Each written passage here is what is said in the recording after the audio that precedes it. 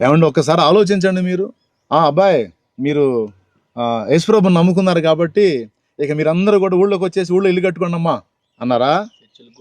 ఏమండి ఆఖరికి వాళ్ళు చర్చి కట్టుకొని యేసుప్రభుని ఆరాధించుకున్న పాపం పల్లెలోనే కదండి, పల్లెలోనే కదా ఉన్నారు, ఊళ్ళోకి రాలేదు కదా.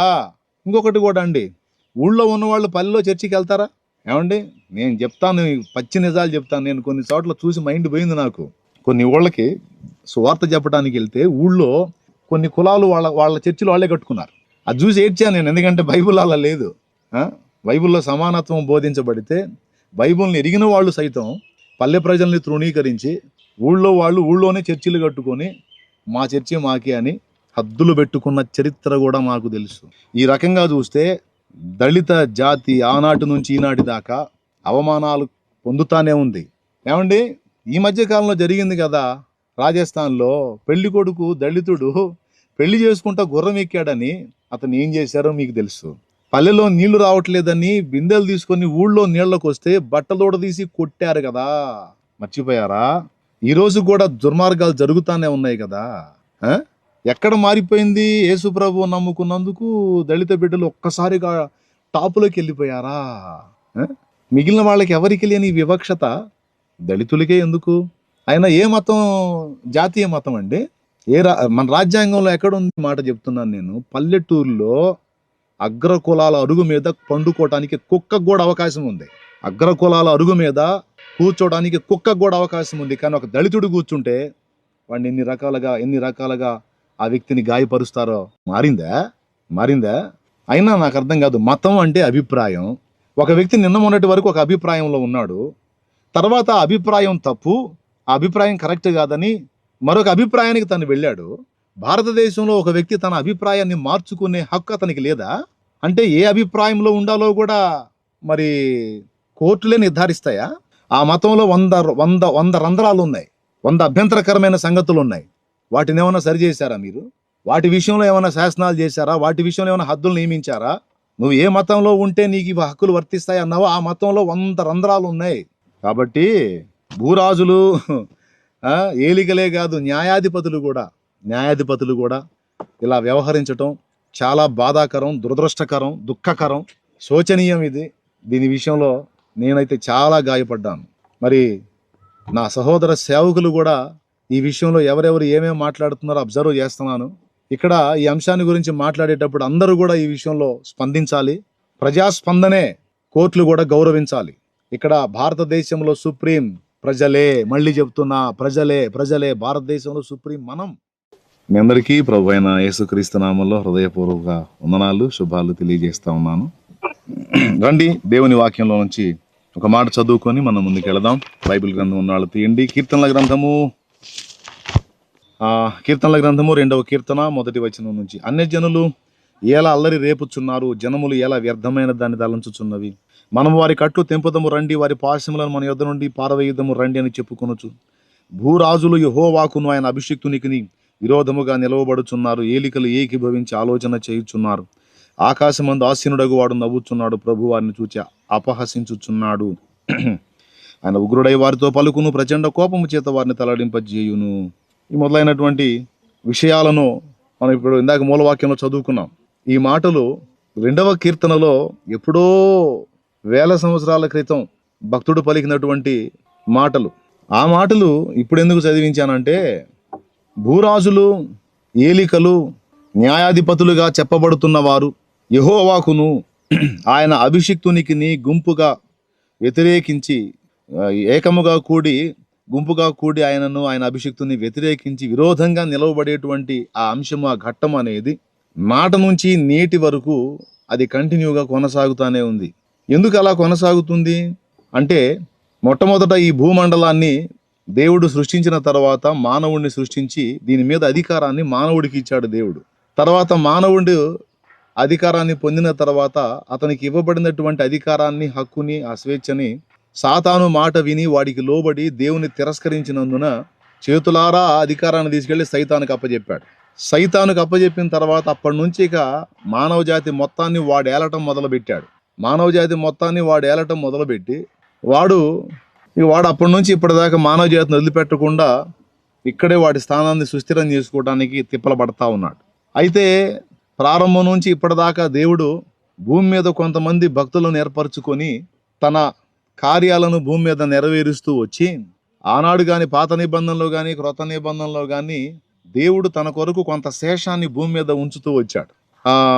సాతాను గాడి భయం ఏంటంటే, ఈ భూమండలం మానవ జాతి నా చేతికి చిక్కింది, వీళ్ళని మళ్ళా దేవుడు తన వైపు తిప్పుకొని మళ్ళా ఇక్కడ కూడా నాకు స్థానం లేకుండా చేస్తాడేమో, ఆల్రెడీ అక్కడి నుంచి నెట్టివేయబడ్డాను, నేను ఏదో ఇక్కడికి వచ్చి తిప్పలు పడతా ఉన్నాను, ఇక్కడ కూడా నా స్థానాన్ని కోల్పోతానేమో అని వాడు అభద్రతా భావంతో తిప్పలబడి అప్పటి నుంచి ఇప్పటిదాకా యెహోవా ఆయన అభిషిక్తుడు అంటే తండ్రి అయిన దేవుని కుమారుడైన క్రీస్తుని వ్యతిరేకిస్తూ వారికి మహిమ రాకుండా అడ్డగించడానికి పాపం అప్పటి నుంచి ఇప్పటిదాకా వాడు పడాల్సిన బాధలన్నీ పడుతున్నాడు.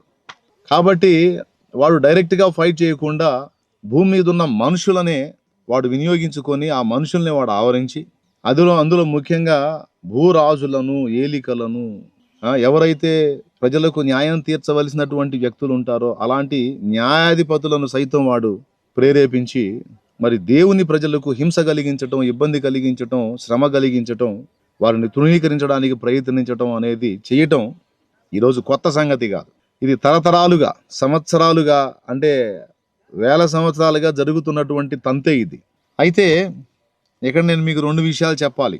భూరాజులు, ఏలికలు, మరి ప్రజలకు న్యాయం తీర్చవలసినటువంటి న్యాయాధిపతులు అందరూ ఏకమై దేవుని ప్రజలను, ఆయన అభిషిక్తుని సంఘమును హింసించటం, బాధించటం, శోధించటం, వేధించటం అనేది జరుగుతున్నప్పుడు దేవుడు చూసి, వీళ్ళ తిప్పలను చూసి దేవుడు ఏం చేస్తున్నాడు అంటే ఇక్కడ విచిత్రమైన మాట రాసుంది. ఆకాశమందు ఆసీనుడగువాడు నవ్వుచున్నాడు. వాళ్ళ ఆలోచనలు, ప్లాన్లు, ఎత్తుగడలు ఇవన్నీ చూసి అప్పటి నుంచి ఇప్పటిదాకా దేవుడు ఏం చేస్తున్నాడంటే వాళ్ళ యుక్తులు, కుయుక్తులు, వాళ్ళ జ్ఞాన కృత్రిమము ఇదంతా చూసి ఆయన నవ్వుతున్నాడని ఇక్కడ రాసుంది. ఎందుకు నవ్వుతున్నాడు అంటే 2 కారణాలను బట్టి ఆయన నవ్వుతున్నాడు. బాగా వినాలి. ఒక విచిత్రమైన విషయం చెప్తాను నేను మీకు. ఇప్పుడు దయచేసి ఎవరు మిస్ కావద్దు, నేను చెప్పే ఈ విషయాన్ని మీకు నవ్వు పుట్టించే సంగతి చెప్తాను నేను. గతంలో ఒకసారి నేను వాక్యం చెబుతూ ఒక విషయాన్ని మీకు చెప్పాను. దేవుడు మనుషుల్లో పనిచేయాలన్నా, సైతాను మనుషుల్లో పనిచేయాలన్నా విశ్వాసమే ఆధారము అని. ఎంతమంది గుర్తుందో మరి నాకు తెలియదు, కానీ దాదాపు చాలా స్పష్టంగా అది నేను చెప్పినట్టు నాకు బాగా గుర్తు. అది కూడా ఒకసారి కాదు, 2-3 సార్లు నేను ఆ విషయాన్ని అందించాను. దేవుడు భూమి మీద మనుషుల్లో పనిచేయాలన్నా, సైతాను పనిచేయాలన్నా ఖచ్చితంగా విశ్వాసమే ఆధారం అని చెప్పాను నేను. ఏది ఆధారం? విశ్వాసం. విశ్వాసాన్ని ఆధారం చేసుకుని దేవుడు కదులుతాడు. దేవుణ్ణి కదలకుండా కట్టి పడేసేది ఏదన్నా ఉంది అంటే అది అవిశ్వాసం. ఇప్పుడు విశ్వాసాన్ని బట్టి పేతురు నీళ్ళ మీద నడిచాడు. ఎప్పుడైతే సందేహం వచ్చి విశ్వాసం బలహీన పడిందో నీళ్లలో మునిగిపోసాగాడు. అంటే అవిశ్వాసము లేక సందేహం అనేది దేవుని శక్తిని అడ్డగిస్తుంది, దేవుని కార్యాలు జరగకుండా అడ్డుపడింది. కాబట్టి ఇప్పుడు దేవుడు తన పనులు నెరపాలంటే ఖచ్చితంగా విశ్వాసమే కావాలి. అయితే ఫస్ట్ నుంచి ఇప్పటిదాకా దేవుడు మనుషుల విశ్వాసాన్ని బట్టి పనిచేయటమే కాదు, సైతాను గాడి విశ్వాసాన్ని బట్టి కూడా చాలా పనులు చేశాడు. ఇది ఇప్పుడు మనం నవ్వుకోవాల్సినటువంటి సంగతి. దేవుడు తన కార్యాలను భూమి మీద జరిగించడానికి సైతాను గాడి విశ్వాసం కూడా ఉపయోగపడింది. సైతాను గాడి విశ్వాసం ఉంచటం ఏంది, సైతాను గాడి విశ్వాసం దేవుడికి ఉపయోగపడటం ఏంది అనేది మీకు డౌట్ రావాలి. మరి అదే కొంచెం డెప్త్గా ఆలోచిస్తే ఈ పాయింట్ మీకు అర్థమైద్ది. ఇప్పుడు సైతాను కూడా దేవుని సృష్టిలో భాగమే కదా, మనం దేవుని సృష్టిలో భాగమే. సృష్టికర్త దేవుడు. ఇప్పుడు దేవుని కార్యాలు ఎవరి జీవితంలో జరగాలన్నా విశ్వాసం ఆధారం. ఫర్ ఎగ్జాంపుల్, యేసు ప్రభు ఒకసారి ఒక ఇంట్లో ఉన్నప్పుడు ఆయన వచ్చాడని తెలుసుకొని జనం అంతా గుంపులుగా ఆయన ఉన్న ఇంటి దగ్గరికి వచ్చారు. వస్తే ఒక 4 పక్షవాతం అనే జబ్బు ఉన్నటువంటి వాడిని తీసుకొచ్చి యేసు ప్రభు ఏ ఇంట్లో అయితే ఉన్నాడో ఆ ఇంటి యజమానుడితో మాట్లాడి, వీడికి పక్షవాతం వచ్చింది, వీడు మంచంలో ఉన్నాడు, పాపం చాలా ఇబ్బంది పడుతున్నాడు, మీరు పర్మిషన్ ఇస్తే ఈ పెంకులు ఓడదీసి లోపలికి వీడిని దించి యేసు ప్రభు ముందుకు దించి ఏదన్నా ఆయన బాగు చేస్తాడేమో అని ఆలోచన చేస్తున్నాము, కొంచెం పెంకులు ఓడదీసాం, ఎందుకంటే జనాలు లోపలికి పోనివ్వట్లేదు, ఇంటి పైకప్పు ఓడదీసి వీడిని పైనుంచి దించుతాం యేసు ప్రభు ముందుకి అని పర్మిషన్ తీసుకొని పెంకులు ఓడదీసి మరి వాడిని తెచ్చిన ఆ మంచాన్ని 4 తాళ్లతో కట్టి యేసు ప్రభు ముందుకు దించినప్పుడు అక్కడ ఒక మాట ఉంటుంది, నీకు తెలుసులే ఆ సంగతి. ఏంటి ఆ మాట అంటే, ఆయన వారి విశ్వాసము చూచి. సరిపోయింది. మార్కు 2:5 ఒకసారి చూస్తే చాలు మీరు. బైబిల్ ఉన్న వాళ్ళు తీసి మార్కు 2:5 ఒకసారి చూడండి. అలాగే లూకా 5:20 కూడా ఉంటుంది. అక్కడ యేసు వారి విశ్వాసం చూచి అనే మాట ఉంది, ఒక్కటి చాలు. యేసు వారి విశ్వాసం చూచి ఆ పక్షవాతం జబ్బున్న వ్యక్తితో అంటున్నాడు, కుమారుడా నీ పాపములు క్షమింపబడి ఉన్నవి అని చెప్పి వాడిని స్వస్థపరచడం అనేది జరిగిద్ది. అక్కడ ఏం రాస్తుందంటే ఆయన వారి విశ్వాసం చూసి అనుంది. అంటే అక్కడ జబ్బు వచ్చిన వాడి విశ్వాసం చూసి అని కాదు, తెచ్చిన వాళ్ళ విశ్వాసం చూసి జబ్బు వచ్చిన వాడికి కార్యం చేశాడు. అట్లాగే మనం ఉంచిన విశ్వాసాన్ని బట్టి ఎదుటి వాళ్ళ విషయంలో కూడా కార్యాలు జరగటం అనేది దీన్ని బట్టి మనకు అర్థమైంది. అంటే మనం ఉంచే విశ్వాసాన్ని బట్టి కూడా ఎదుటి వాళ్ళ జీవితాల్లో కార్యాలు జరగటం అనేది దీన్ని బట్టి మనకు అర్థమైంది. దీనికి సపోర్టివ్గా యాకోబు రాసిన పత్రిక 5వ అధ్యాయము 14, 15, 16 వచనాలు మనం చూస్తే, మీలో ఎవడైనను రోగి అయిన ఎడల అతడు సంఘపు పెద్దలను పిలిపింపవలను, వారు వచ్చి అతనికి ప్రభువు నామమున నూనె రాసి ప్రార్థన చేస్తారు. విశ్వాస సహితమైన ప్రార్థన ఒక రోగిని స్వస్థపరచును అంటాడు. అక్కడ ఎవరి విశ్వాసం ఆధారం అంటే వచ్చి ప్రార్థించినటువంటి సంఘ పెద్దల విశ్వాసం ఆధారం. అట్లాగా భక్తుల విశ్వాసాన్ని ఆధారం చేసుకుని దేవుడు కొన్ని కార్యాలు జరిగించడం అనేది మనకు బైబిల్లో స్పష్టంగానే మనకు తెలిసిన సంగతి. ఇప్పుడు నేను చెప్పే నవ్వు పుట్టించే సంగతి ఏంటంటే, చాలా కార్యాలు భూమి మీద చేసిన కార్యాలు కేవలం భక్తుల విశ్వాసాన్ని బట్టే కాదు, సైతానుగాడి విశ్వాసాన్ని బట్టి కూడా దేవుడు చేశాడు. సైతానుగాడికి విశ్వాసం ఎందుకు ఉంటుంది అంటే, నేను భూమి మీద మనుషుల్ని నా స్వాధీనంలోకి తీసుకున్నాను, దేవుడు మామూలోడు కాదు, దేవుడు ఏదో ఒకటి చేసి ఎలాగైనా నా చేతిలో ఉన్న ఈ మనుషుల్ని లాగేసుకుంటాడు అని వాడు విశ్వాసం ఉంచి, ఆయన చేతుల్లో మనుషులు చిక్కకుండా, ఆయన చేతికి దక్కకుండా మనుషుల్ని కాపాడుకోవడానికి వాడు ఎంతగా ప్రయాసపడ్డాడో ఆ ప్రయాస అంతా కూడా ఏమని సాక్ష్యం ఇస్తుందంటే, నా చేతుల్లోంచి ఈ మనుషుల్ని ఎట్లనైనా దేవుడు లాగేసుకుంటాడు అని వాడు విశ్వసించినట్టే అయింది అదంతా కూడా. ఎందుకంటే వాడు తపన పడుతున్నాడు కదా, టెన్షన్ పడుతున్నాడు కదా, దానికోసం వాడు ఎన్నో తిప్పల ప్రారంభం నుంచి ఇప్పటిదాకా వాడు పడుతున్న ప్రయాస అంతా కూడా ఏమని సాక్ష్యం ఇస్తుందంటే, దేవుడు జ్ఞానవంతుడు, దేవుడు బలవంతుడు, దేవుడు శక్తివంతుడు, దేవుడు ఎలాగైనా నా చేతుల్లోంచి వీళ్ళని లాగేసుకుంటాడు అని సైతాను రూఢిగా నమ్మాడు, విశ్వసించాడు కాబట్టే అడ్డగించడానికి ఇన్ని బాధలు పడుతున్నాడు.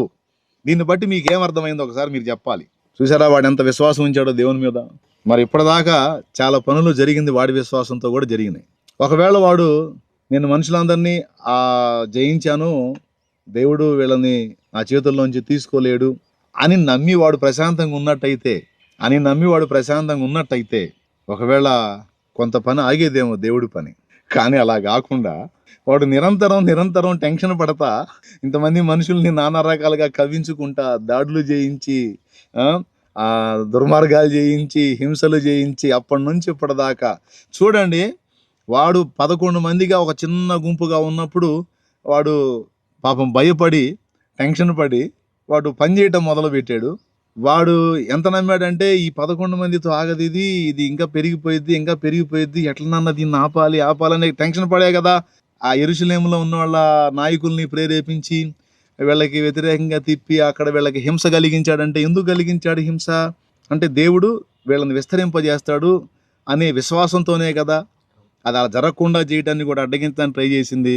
కాబట్టి పాపం వాడి విశ్వాసమే నెరవేరి వాడి ప్రయత్నాలన్నీ విఫలమయ్యి ఆ 11 మంది కాస్త అక్కడి నుంచి బయలుదేరి అనేక సంఘాలుగా ప్రపంచం అంతా వ్యాపించింది. అసలు నన్ను అడిగితే నిజంగా మన విశ్వాసం కంటే కూడా సైతానుగాడి విశ్వాసం చాలా గొప్పదండి. ఎందుకంటే అసలు దేవుడి శక్తి మనకంటే బాగా వాడికి తెలుసు. దేవుని ప్లాన్, దేవుని ఐడియాలజీ, దేవుని ఆలోచన, దేవుడు ఏ విధంగా కార్యాలు చేస్తాడో, ఏ విధంగా ఆయన వ్యవహరిస్తాడో, ఆయన ఎంత మేధావో వాడికి తెలుసు. అందుకే వాడు అంత టెన్షన్ పడేది, అంత కంగారు పడేది. ఎట్లనన్నా కానీ నేను ఏది చేసినా సరే దాన్ని ఏదో రకంగా తనకు అనుకూలంగా ఉపయోగించుకోగలడు, మామూలోడు కాదు అనే గట్టి విశ్వాసం సైతానుగాడికి. నిజమే, ఎందుకంటే వాడు ఎరుగున్నాడు కదా పాపం, అప్పటి నుంచి దగ్గర నుండి చూశాడు కదా. అందుకని వాడు టెన్షన్ పడటంలో పాపం అర్థం ఉందిలే. ఏం చేద్దాం మరి, వాడి విశ్వాసమే నెరవేరుతుంది. ఇప్పుడు వాడి విశ్వాసం ఎలా నెరవేరుతుంది? అన్ని జనులు చూడండి మీరు, అన్ని జనుల్ని ఇప్పుడు అన్ని జనులు ఎంత టెన్షన్ పడుతున్నారో, అన్ని జనులు ఎంత ప్రజలు అవుతున్నారో అంత విస్తరించిపోతాం చూడండి. ఆగిందా? ఆపగలరా? ఇప్పుడు మరి ఆగిపోవాలంటే ఏం చేయాలి? ఒకటే లాజిక్, అమ్మో ఇది విస్తరించిద్దేమో, ఇదంతా ఆక్రమించిద్దేమో, ఇది విస్తరించిద్దేమో, ఇది వ్యాపించిద్దేమో అందరూ యేసుప్రభు బిడ్డలు అయిపోతారేమో అని వీళ్ళు నమ్మటం మానేయాలి, అప్పుడు ఆగిద్ది. కానీ అది మానేయలేరు వాళ్ళు. ఎందుకంటే సాతానుగాడు నమ్ముతానే ఉంటాడు, అన్యజనులు కూడా నమ్ముతానే ఉంటారు. దేవుడు వాళ్ళ విశ్వాసాన్ని ఆధారం చేసుకొని తన బలమైన పనులు చేయటం ఖచ్చితంగా నెరవేరుస్తానే ఉంటాడు. జరుగుతుంది అది. అందుకని ఈ భూరాజులు, ఏలికలు వీళ్ళందరూ కలిసి ఆలోచన చేస్తున్నప్పుడు, ఆ యెహోవాకును ఆయన అభిషిక్తునికి విరోధముగా గుంపు కూడి ఆలోచనలు చేస్తున్నప్పుడు దేవుడు ఎందుకు నవ్వుతున్నాడంటే, అరే మీరు ఆలోచన చేసేటప్పుడే ఒకటి నమ్ముతున్నారా? ఏమి నమ్ముతున్నారంటే, ఎట్లనన్నా కానీ నేను భూమిని వశపరుచుకుంటానని మీరు నమ్ముతున్నారు. ఆ విశ్వాసాన్ని ఆధారం చేసుకుని నేను నా పనులు జరిగిస్తాను అని దేవుడు తన కార్యాలను బలముగా జరిగిస్తున్నాడు. ఇది మొదటి విషయం. రెండోది, అంటే దేవుడు నవ్వడానికి కారణం చెబుతున్నాను. మొన్నేమో అన్యుల్ని చూపించాను గొప్ప విశ్వాసులని, ఈరోజు డైరెక్ట్గా సైతానుగానే చూపిస్తున్నా. దేవుని కార్యాలు బలంగా జరుగుతాయి. దేవుడు అయిపోయింది అనుకున్న దానిలో నుంచి మళ్ళీ మొదలుపెట్టే దమ్మున్నోడు. దేవుడు మామూలోడు కాదు, ఎట్లనన్నా కానీ తన కార్యాన్ని జరిగిస్తాడు, ఆయనే గెలుస్తాడు అనే విశ్వాసం వాడికి ఉంది అనేది ఈరోజు డైరెక్ట్గా సైతానుగాడే గొప్ప విశ్వాసాన్ని మీకు చూపించాను నేను. అవునో కాదో మీరే లాజికల్గా ఆలోచించి చూడండి. ఖచ్చితంగా నేను చెప్పిన పాయింట్ ఓకే అయ్యిద్ది, మీకు కరెక్టే అనిపిస్తుంది 100%. ఇకపోతే రెండవది, దేవుడు ఎందుకు నవ్వుతున్నాడు? ఆకాశమందు ఆసీనుడగు వాడు నవ్వుచున్నాడు. ఎందుకు నవ్వుతున్నాడు అంటే, ఇప్పటి వరకు భూమి మీద మనుషులు కదిలినటువంటి కదలికలన్నిటిలో ఎవరెవరు ఎన్ని రకాల కుట్రలు పన్ని, ఎన్ని రకాల ఎత్తుగాళ్ళు వేసి, ఎన్ని రకాలుగా పథక రచనలు చేశారో అవన్నీ అడుదిప్పి ఇడిదిప్పి వాళ్ళ మెడకే తగిలించే దమ్ము ఆయనకుంది కనుక ఆయన చిద్విలాసంగా నవ్వుతుంటాడు. కొంతమంది భూమి మీద ఉన్నటువంటి భూరాజులు, ఏలికలు, జ్ఞానులు, వాళ్ళ కృత్రిమపు తెలివితేటలు, వాళ్ళ ఐడియాలజీ, పాపం అజ్ఞానులైన మానవుల విషయంలో ఆయన నెరవేరొచ్చు, కానీ దేవుని దగ్గర ఆయన నడవవు. ఎందుకంటే వీళ్ళ తలకాయల్లో బ్రెయిన్ పెట్టి ఆ బ్రెయిన్లో కొంత జ్ఞానం పెట్టినోడు ఆయన దగ్గర డ్యాన్స్లు వేస్తే ఎట్లా, ఆయన దగ్గర నాటకాలు వేస్తే ఎట్లా? మనుషుల దగ్గర వేసుకుంటే ఏదో మనుషుల దగ్గర నెరవేరుతాయి, మనుషులు తిక్కలోళ్ళు కాబట్టి. కానీ దేవుడి దగ్గర వేస్తే దేవుడు అనుకుంటాడు, అరే నేను ఇచ్చిన ఆ 30 kg బ్రెయిన్లో నువ్వు నీ తెలివితేటలు ప్రదర్శిస్తే ఇలాంటి 30 kg బ్రెయిన్లు, ఈ కేజీలోపు బ్రెయిన్లు, నేను కోట్ల బ్రెయిన్లు భూమి మీద రెడీ చేసి పెట్టేశాను రా. ఇన్ని బ్రెయిన్లు తయారు చేసి ఇన్ని బ్రెయిన్లకు ఐడియాలజీ ఆలోచన విధానాన్ని ఇచ్చిన ఆ ఐడియాలజీ ఆలోచన ఎలా ఉంటుందో తెలుసురా మీకు? తెలుసా? చేయండి అని ఆయన నవ్వుకుంటున్నాడు. ఆయన నవ్వే దానిలో రెండవ కారణం అది. ఎంత చెడగొట్టాలని చూసినా, ఒకసారి నేను కూర్చునే బలిపీఠం మీద నా వెనక వారం కూటానికి బ్యాక్గ్రౌండ్ మారుస్తూ ఉంటారు. మీకు తెలుసు ఆ సంగతి. తమ్ముడు ఆర్టిస్ట్ కిరణ్ అని, తనతో పాటు కొంతమంది పిల్లలు తయారయ్యారు. ఇప్పుడు వాళ్ళు కూడా మంచిగా పెయింటింగ్ చేస్తూ ఉంటారు, రకరకాల సీనరీస్ వేస్తూ ఉంటారు. నా బ్యాక్గ్రౌండ్ మంచి వాగ్దానం, మంచి సీనరీ పెడతా ఉంటారు. మీకు తెలుసు ఆ సంగతి. ఒకరోజు ఆ తమ్ముడితో మాట్లాడాను. నేను ఒక పిచ్చి గీత గీస్తాను, దాన్ని ఒక బొమ్మగా నువ్వు చేయగలవా అన్నాను. చేస్తానన్నా అన్నాడు. అప్పుడు నా చేతికి వచ్చిన ఒక పిచ్చి గీత గీశాను అనుకోండి, వినండి. ఆ చిన్నోడు దాన్ని ఆధారం చేసుకొని ఒక బొమ్మను గీశాడు. మళ్ళీ ఇంకోటి ఏం చేయాల, నేను ఏదైతే పిచ్చి గీత గీశానో దాన్నే ఒక బొమ్మగా మార్చాడు, ఒక చిత్రంగా మార్చాడు. నేను అన్నాను, సరే ఈ చిత్రాన్ని నేను చెడగొడతాను, ఆ చెడగొట్టిన దానిలోంచి మళ్ళీ ఇంకోటి ఏదన్నా గీయగలవా అన్నాను. గీస్తానన్నా, చెడగొట్టండి అన్నాడు.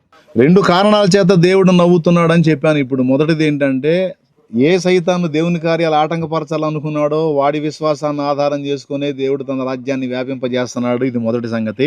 రెండవది, మనకు బ్రెయిన్ ఇస్తే 30 kg కూడా ఉండని ఈ బ్రెయిన్లో ఇన్ని తెలివితేటలు పెట్టుకొని మనం ఐడియాల మీద ఐడియాలు వేసి ఏదో కథలు చేస్తూ ఉంటే, ఇన్ని తలకాయల్లో బ్రెయిన్లు పెట్టినోడు ఎంత ముదురు. ఆ ముదురు దగ్గర మనం కథలు చేసి ఎట్ట కుదిరిద్ది? తిరిగి ఏదో ఒక విధంగా మనకి చేసే న్యాయం మనకి చేస్తాడు. ఇది బైబిల్ మొత్తం ఇచ్చిన సాక్ష్యం. దేవుణ్ణి తక్కువ అంచనా వేసి వీళ్ళు చేసేటువంటి ఆలోచనలు అన్నీ ఇన్ని కావు. ఏమండి, ఒక మాట చెప్తాను, ఏమన్నా న్యాయం. ఇప్పుడు భక్తి, విశ్వాసం, దేవుడు అనే విషయాలు మనసుకు సంబంధించిన సంగతులు. అవి మనసుకు సంబంధించినటువంటి విషయాలండి. ఒకడు ఒక దైవాన్ని నమ్ముతాడు, ఇంకొక దేవుడు అంటాడు, ఇంకొకడు అంటాడు. ఒకడు అసలు దేవుడే లేడు, ఇది నా విశ్వాసం అంటాడు. అట్లా ఎవరి విశ్వాసం వాళ్ళది. ఇది మనసుకు సంబంధించింది. మనసుకు సంబంధించినటువంటి విషయాన్ని తీసుకొచ్చి ఒక వ్యక్తి తరతరాలుగా, ఒక జాతి తరతరాలుగా అంటరానితనం చేత ఆ, ఆ, దారుణమైనటువంటి తృణీకారానికి గురయ్యి తరతరాలుగా గాయపరచబడతా ఉంటే రాజ్యాంగ రచన చేసేటప్పుడు వాళ్ళ దీన స్థితిని దృష్టించి వాళ్లకు కొన్ని ప్రత్యేకమైన భద్రతలను రాజ్యాంగం ఏర్పాటు చేసింది. భారత రాజ్యాంగం కొన్ని ప్రత్యేకమైన భద్రతల్ని. ఎందుకు అంటే దానికి కొన్ని కారణాలు ఉన్నాయి. భారతదేశం మొత్తం కూడా అధిక జనాభా ఉన్నటువంటి మతం ఏదైతే ఉందో ఆ మత విశ్వాసం ఈ జాతిని, ఈ జనాంగాన్ని, ఆ జాతి జనాంగం ఎవరు మీకు తెలియదేముందిలే, దళితుల్ని ఎంత దారుణంగా వివక్షత చూపి, ఒక్క మాటలో చెప్పాలంటే ఒక జంతువుకి ఇచ్చిన విలువ కూడా మనుషులకి ఇవ్వకుండా అతి నీచమైనటువంటి సంప్రదాయాలను, ఆచారాలను పెట్టి తరతరాలుగా, వందల సంవత్సరాలుగా ఈ జాతిని, దళితుల్ని దారుణంగా క్షోభకు, వేదనకు, దుఃఖానికి, అవమానానికి గురి చేసింది ఒక మతం. ఆ మతం ఏదో కూడా మీకు తెలుసు. ఆ మతంలో కొన్ని ఆచారాలు ఉంటాయి. విధవరాళ్ళ విషయంలో కొన్ని ఆచారాలు ఉంటాయి. కొన్ని కులాలకు సంబంధించిన వారి విషయంలో కొన్ని ఆచారాలు ఉంటాయి. వాటన్నిటినీ బట్టి ఒక జంతువుకి ఇచ్చినటువంటి విలువ కూడా దళిత బిడ్డలకు ఇవ్వకుండా, వాళ్లకు కనీసం తాగేదానికి, నీళ్లు తాగేదానికి కూడా స్వేచ్ఛ లేకుండా చేసి, అరుగుల మీద కూర్చోనీయకుండా, అంటరానితనాన్ని అంటగట్టి, నోటికి ముంతగట్టి, నడుంకి తాటాకు గట్టి. ఎందుకంటే ఈ దళితులు రోడ్డు మీద నడిస్తే రోడ్డు మైలబడిపోయిద్దంట. దాని మీద ఇంకా అగ్రకులాలు నడవకూడదంట, నడిస్తే వాళ్ళకి అంటంట. అందుకని మీరు నడుస్తా వెళ్ళేటప్పుడు మీ నడుంకి తాటాకు కట్టుకోవాలి, తాటాకు కట్టుకుని నడవాలి. నడుస్తూ ఉంటే అప్పుడు మీ అడుగులన్నీ తాటాకు తెడుపుకుంటూ వెళ్తుంది, అప్పుడు మేము నడుస్తాం అని అడుగులను కూడా వెయ్యనీయకుండా, నీళ్లు తాగనీయకుండా, చదువుకోనీయకుండా, దేవుడి పేరుతో జరిగే తంతులోకి ఎంటర్ కానీయకుండా, ఆఖరికి పశువుకి దున్నపోతు కూడా జుట్టు గొరిగేటువంటి వ్యక్తులు ఒక దళితుడికి కటింగ్ చేయాలంటే పో అంటరానోడా అని తృణీకరించి, దారుణంగా జంతువులకి ఇచ్చే విలువ కూడా ఇవ్వకుండా, చదువుకోనీయకుండా, దేవుని దగ్గరకు రానియకుండా, సమాజంలో కలవనీయకుండా, నీళ్లు తాగనీయకుండా, నలుగురిలో కూర్చోనీయకుండా, నలుగురిలో బతకనీయకుండా, నలుగురిలో నడవనీయకుండా, ఇలా చెప్పుకుంటూ పోతే ఎన్ని రకాలుగానో దారుణాలు అవమానాలు చేసి, దుర్మార్గం చేసి, ఇంత ఇది చేస్తే రాజ్యాంగ రచనలో అన్నాళ్ళు వాళ్ళు పడ్డ బాధలన్నిటినీ ఎరిగినటువంటి ఒక మహనీయుడు వాళ్లకు కొన్ని ప్రత్యేకమైన హక్కులు కల్పించి వాళ్ళని భద్రపరచడానికి, సమాజంలో వాళ్ళు కూడా నైతికంగా తల ఎత్తుకొని తిరగటానికి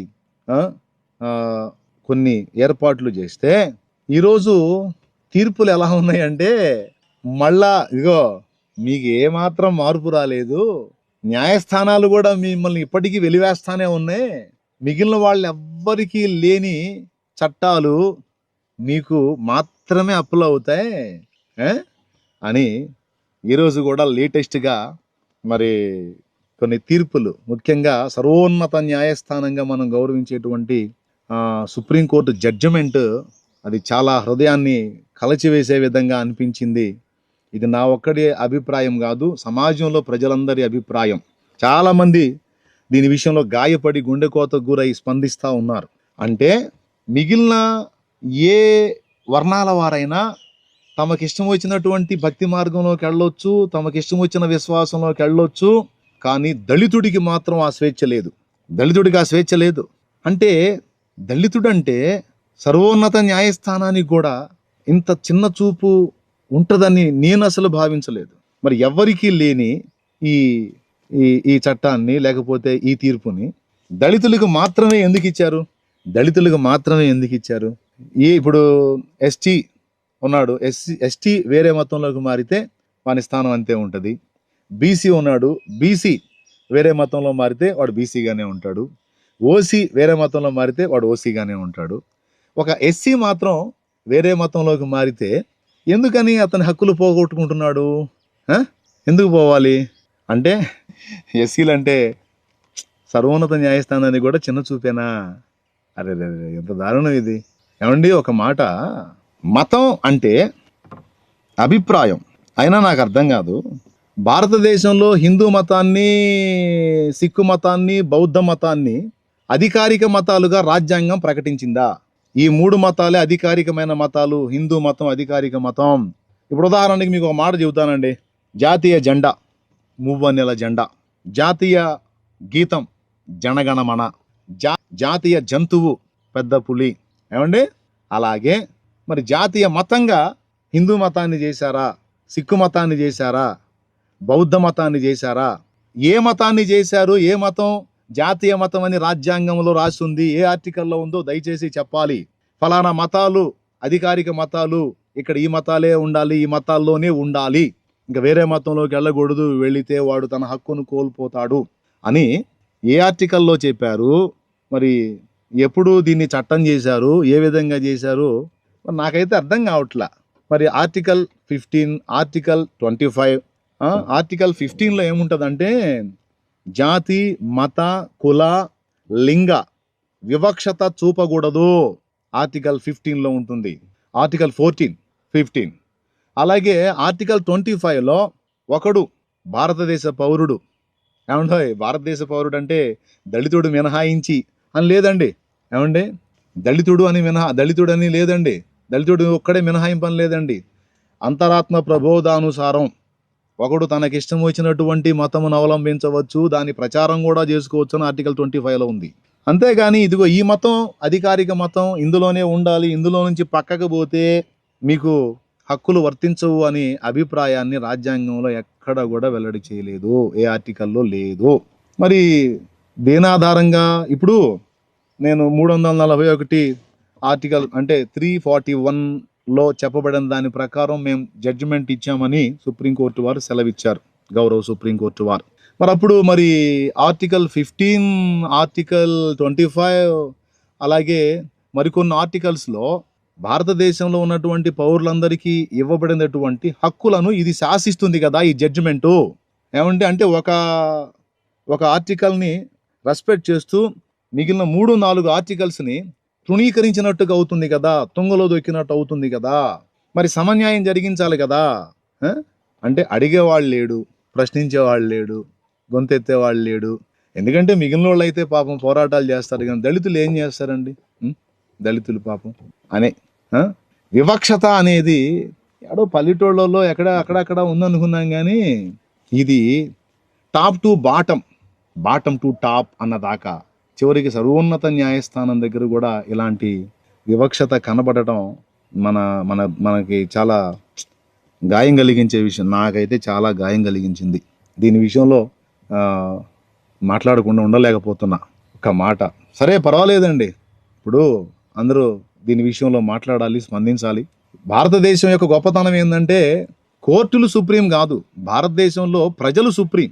ప్రజలు సుప్రీం అండి. ప్రజల కొరకు కోర్టులు ఉన్నాయి, ప్రజల కొరకు చట్టాలు ఉన్నాయి, ప్రజల కొరకు ప్రజాప్రతినిధులు ఉన్నారు, ప్రజల కొరకు నాయకులు ఉన్నారు, ప్రజల కొరకు అధికారులు ఉన్నారు. భారతదేశంలో ప్రజలే రాజు. భారతదేశంలో వేరే రాజు లేడు, ప్రజలే రాజు. అంతేగాని ప్రజల కొరకు కోర్టులు, ప్రజల కొరకు తీర్పులు, ప్రజల కొరకు చట్టాలు, ప్రజల కొరకు రాజ్యాంగం, ప్రజల కొరకు అధికారులు, నాయకులు అందరూ పని చేయాలి. ఇక్కడ ప్రజలు సుప్రీం. దీన్ని మళ్ళీ ఎందుకు చెప్తున్నానంటే అవసరమైతే ప్రజలు ఈ అభిప్రాయంతో ఏకీభవించకుండా ప్రశ్నిస్తే, అవసరమైతే సర్వోన్నత న్యాయస్థానమైనా సరే తన తీర్పుని వెనక్కి తీసుకోవాలి, తన అభిప్రాయాన్ని వెనక్కి తీసుకోవాలి. గతంలో అలా కొన్ని అంశాలకు వెనక్కి తీసుకున్నారు, అది కూడా ఉంది. గతంలో ఇలాంటి తీర్పులు కొన్ని, ఈ తరహాలో ఇచ్చిన తీర్పులు కొన్ని సర్వోన్నత న్యాయస్థానం వెనక్కి తీసుకుంది. ఈ విషయంలో కూడా అలానే జరగాలి. దీనికి ప్రజలందరూ కూడా స్పందించాలి. ముఖ్యంగా దళిత బిడ్డలే కాదు, అన్ని వర్గాలలో ఉన్నటువంటి బిడ్డలందరూ కూడా స్పందించాలి. ఎందుకంటే తరతరాల దుర్మార్గానికి గురై నాటి నుంచి నేటి వరకు కూడా గౌరవానికి నోచుకోకుండా తృణీకారం పొందుతున్నటువంటి దళితులు ఈరోజు ఏమన్నా అందరాలు ఎక్కారా? ఈరోజు కూడా ఏ పల్లెటూరుకు పోయినా ఊరుగానే ఉంది, పల్లెగానే ఉంది కదా. పల్లె పోయి ఊళ్ళో కలిసిందా? ఏడ కలిసిందో చూపించు. పల్లె ఊరు బయటే ఉంది కదరా నాయనా అంటున్నాను. ఎవరినైనా ప్రశ్నించే వాళ్ళని, మన సహోదరులను అడుగుతున్నాను నేను. ఏమండి ఒక్కసారి ఆలోచించండి మీరు. అబ్బాయి మీరు యేసుప్రభుని నమ్ముకున్నారు కాబట్టి ఇక మీరందరూ కూడా ఊళ్ళోకి వచ్చేసి ఊళ్ళో ఇల్లు కట్టుకోండి అమ్మా అన్నారా? ఏమండి ఆఖరికి వాళ్ళు చర్చి కట్టుకొని యేసుప్రభుని ఆరాధించుకున్న పాపం పల్లెలోనే కదండి, పల్లెలోనే కదా ఉన్నారు, ఊళ్ళోకి రాలేదు కదా. ఇంకొకటి కూడా అండి, ఊళ్ళో ఉన్న వాళ్ళు పల్లెలో చర్చికి వెళ్తారా? ఏమండి నేను చెప్తాను, పచ్చి నిజాలు చెప్తాను. నేను కొన్ని చోట్ల చూసి మైండ్ పోయింది నాకు. కొన్ని ఊళ్ళకి సువార్త చెప్పడానికి వెళ్తే ఊళ్ళో కొన్ని కులాలు వాళ్ళ వాళ్ళ చర్చిలు వాళ్ళే కట్టుకున్నారు. అది చూసి ఏడ్చాను నేను, ఎందుకంటే బైబుల్ అలా లేదు. బైబిల్లో సమానత్వం బోధించబడితే బైబిల్ని ఎరిగిన వాళ్ళు సైతం పల్లె ప్రజల్ని తృణీకరించి ఊళ్ళో వాళ్ళు ఊళ్ళోనే చర్చిలు కట్టుకొని మా చర్చి మాకే అని హద్దులు పెట్టుకున్న చరిత్ర కూడా మాకు తెలుసు. ఈ రకంగా చూస్తే దళిత జాతి ఆనాటి నుంచి ఈనాటి దాకా అవమానాలు పొందుతానే ఉంది. ఏమండి ఈ మధ్య కాలంలో జరిగింది కదా రాజస్థాన్లో, పెళ్లి కొడుకు దళితుడు పెళ్లి చేసుకుంటా గుర్రం ఎక్కాడని అతను ఏం చేశారో మీకు తెలుసు. పల్లెలో నీళ్లు రావట్లేదని బిందెలు తీసుకొని ఊళ్ళో నీళ్లకు వస్తే బట్టలోడ తీసి కొట్టారు కదా, మర్చిపోయారా? ఈ రోజు కూడా దుర్మార్గాలు జరుగుతానే ఉన్నాయి కదా. ఎక్కడ మారిపోయింది? యేసు ప్రభు నమ్ముకున్నందుకు దళిత బిడ్డలు ఒక్కసారిగా టాపులోకి వెళ్ళిపోయారా? మిగిలిన వాళ్ళకి ఎవరికి లేని వివక్షత దళితులకే ఎందుకు? అయినా ఏ మతం జాతీయ మతం అండి? మన రాజ్యాంగంలో ఎక్కడుంది మాట చెప్తున్నాను నేను. పల్లెటూరులో అగ్రకులాల అరుగు మీద పండుకోవటానికి కుక్కకు కూడా అవకాశం ఉంది. అగ్రకులాల అరుగు మీద కూర్చోడానికి కుక్కకు కూడా అవకాశం ఉంది. కానీ ఒక దళితుడు కూర్చుంటే వాడిని ఎన్ని రకాలుగా ఆ వ్యక్తిని గాయపరుస్తారో. మారిందా? అయినా నాకు అర్థం కాదు. మతం అంటే అభిప్రాయం. ఒక వ్యక్తి నిన్న మొన్నటి వరకు ఒక అభిప్రాయంలో ఉన్నాడు, తర్వాత ఆ అభిప్రాయం తప్పు, ఆ అభిప్రాయం కరెక్ట్ కాదని మరొక అభిప్రాయానికి తను వెళ్ళాడు. భారతదేశంలో ఒక వ్యక్తి తన అభిప్రాయాన్ని మార్చుకునే హక్కు అతనికి లేదా? అంటే ఏ అభిప్రాయంలో ఉండాలో కూడా మరి కోర్టులే నిర్ధారిస్తాయా? ఆ మతంలో 100 రంధ్రాలు ఉన్నాయి, 100 అభ్యంతరకరమైన సంగతులు ఉన్నాయి. వాటిని ఏమైనా సరిచేశారా మీరు? వాటి విషయంలో ఏమైనా శాసనాలు చేశారా? వాటి విషయంలో ఏమైనా హద్దులు నియమించారా? నువ్వు ఏ మతంలో ఉంటే నీకు ఇవి హక్కులు వర్తిస్తాయి అన్నావో ఆ మతంలో 100 రంధ్రాలు ఉన్నాయి. కాబట్టి భూరాజులు ఏలికలే కాదు, న్యాయాధిపతులు కూడా ఇలా వ్యవహరించటం చాలా బాధాకరం, దురదృష్టకరం, దుఃఖకరం, శోచనీయం. దీని విషయంలో నేనైతే చాలా గాయపడ్డాను. మరి నా సహోదర సేవకులు కూడా ఈ విషయంలో ఎవరెవరు ఏమేమి మాట్లాడుతున్నారో అబ్జర్వ్ చేస్తున్నాను. ఇక్కడ ఈ అంశాన్ని గురించి మాట్లాడేటప్పుడు అందరూ కూడా ఈ విషయంలో స్పందించాలి. ప్రజాస్పందనే కోర్టులు కూడా గౌరవించాలి. ఇక్కడ భారతదేశంలో సుప్రీం ప్రజలే, మళ్ళీ చెప్తున్నా ప్రజలే. భారతదేశంలో సుప్రీం మనం ఓటేశాం. ప్రధాని దగ్గర నుంచి ముఖ్యమంత్రి వరకు మన సేవకులు, నాయకులు అంటే భయపడాల్సిన అవసరం లేదు. ప్రశ్నించడం తప్పు కాదు, బాధను వ్యక్తం చేయటం తప్పు కాదు, న్యాయాన్ని అడగటం తప్పు కాదు, జరుగుతున్న అన్యాయాన్ని ప్రశ్నించడం తప్పు కాదు. అలా ప్రశ్నించకపోతేనే తప్పు, అలా మాట్లాడకపోతేనే తప్పు. నాకెందుకు ఈ ఆలోచన ఉండాలి? ఈరోజు ఈ విషయంలో ఒక తీర్పు ఇచ్చారు, రేపు దీన్ని ఆధారం చేసుకొని ఇంకొక తీర్పిస్తారు. రేపు యేసు ప్రభు నమ్ముకోవడానికి వీల్లేదు, యేసు ప్రభు నమ్ముకున్న వాళ్ళందరూ కూడా ఇదిగో ఈ విషయాలన్నీ కోల్పోతారని రేపు ఇంకొక చట్టం చేసే అవకాశం ఉంటుంది. ఏదో ఒక దాన్ని, ఒక చిన్నదాన్ని ఆధారం చేసుకొని ఆఖరికి రాజ్యాంగాన్ని మార్చి రాసే అవకాశం ఉండొచ్చు, లేదా సవరణ చేసే అవకాశం ఉండొచ్చు. ఇప్పుడు నిద్రపోతే ఏదో దళితుల మీద జరుగుతుంది కదా, ఏదో వాళ్ళ మీద జరుగుతుంది కదా, వీళ్ళ మీద జరుగుతుంది కదా, మన దాకా రాలేదు కదా అని పట్టించుకోకుండా, మనం స్పందించకుండా బాధ్యత రాహిత్యంగా ఉంటే దీని పర్యవసానం రేపు ఎంతకైనా వెళ్ళొచ్చు. కాబట్టి దీని విషయంలో అందరూ కూడా ఆలోచించి తమ వంతు గళాలు విప్పాలని ప్రతి దైవజనుడికి, ప్రతి విశ్వాసికి, ప్రతి పరిచారకుడికి, స్త్రీకి, పురుషుడికి, కేవలం దళితులు అన్న మాటే కాదు, అన్ని వర్ణాలలో ఉండి క్రీస్తులోనికి వచ్చిన వారికి, అలాగే అన్ని వర్ణాలలో ఉన్న ఇతరులకు కూడా, యేసు ప్రభువును నమ్ముకున్న వాళ్ళు కూడా నేను చెప్తున్నాను, ఇది సామాజిక సంబంధమైన విషయం. ఇది మతానికి, అభిప్రాయానికి సంబంధించిన విషయం కాదు. మతానికి ముడిపెట్టి ఒక జాతికి జరుగుతున్న ద్రోహం, అన్యాయం.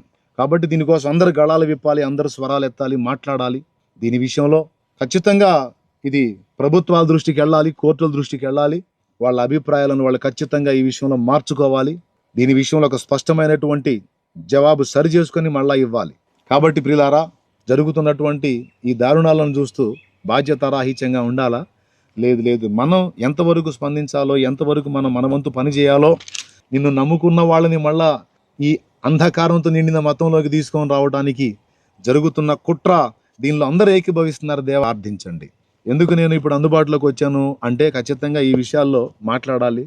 నా వంతుగా నా వంతుగా నేనేం చేయాలో నేను చేస్తున్నాను. ప్రతిదీ మీకు అన్ని నేను హెచ్చులెచ్చులుగా ఇది పొడిచాను అది పొడిచాను చూపించాల్సిన అవసరం లేదు.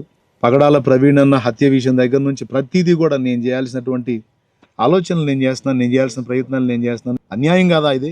నియంతృత్వ ధోరణి కాదా? కాబట్టి దీని విషయంలో ప్రశ్నించండి, అలాగే ప్రార్థించండి.